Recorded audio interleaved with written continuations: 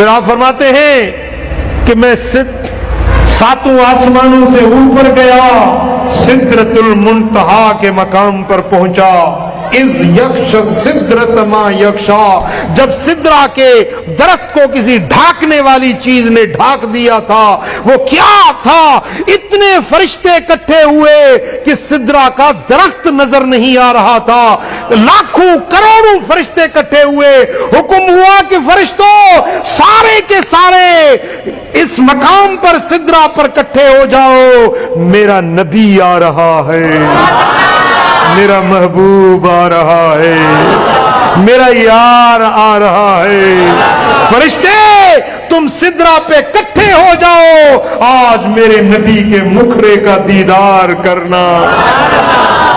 جب حضور آ جاتے ہیں تو حکم ملتا ہے جبریل تم اذان پڑھو۔ جب اذان ہوتی ہے سارے فرشتے صف در صف کھڑے ہو جاتے ہیں۔ تو اب دیکھتے ہیں کہ اب مصلی امامت پر کون کھڑا ہوتا ہے۔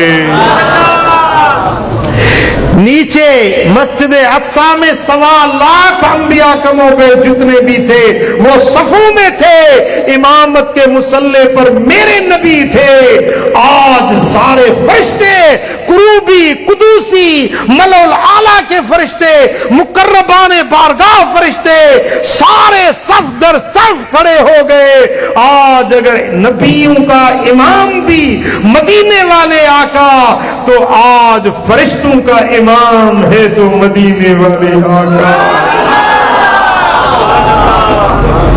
میرے نبی صرف بشروں کے امام نہیں، وہ تو نور والوں کے بھی امام ہیں۔ جب میرے آقا نے سب کی امامت کرائی، سب کو نماز پڑھائی، اب حضور اوپر تشریف فرما ہونے لگے تو دوستان گرامی، جس طرح انبیاء کرام اقصی میں رہ گئے تھے نا، اب سارے نوری فرشتے سدرہ پہ رک گئے، میرے نبی اوپر روانہ ہو گئے۔ حتیٰ کہ جبریل بھی سدرہ پہ رک گئے۔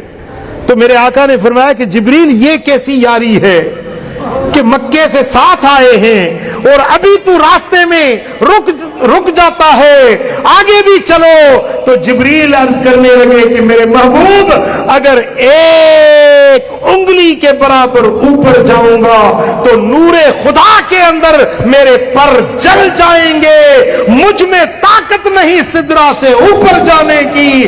جبریل سدرہ پر رک گئے، میکائیل رک گئے، اسرافیل رک گئے، اسرائیل رک گئے، تیرے میرے نبی اوپر روانہ ہو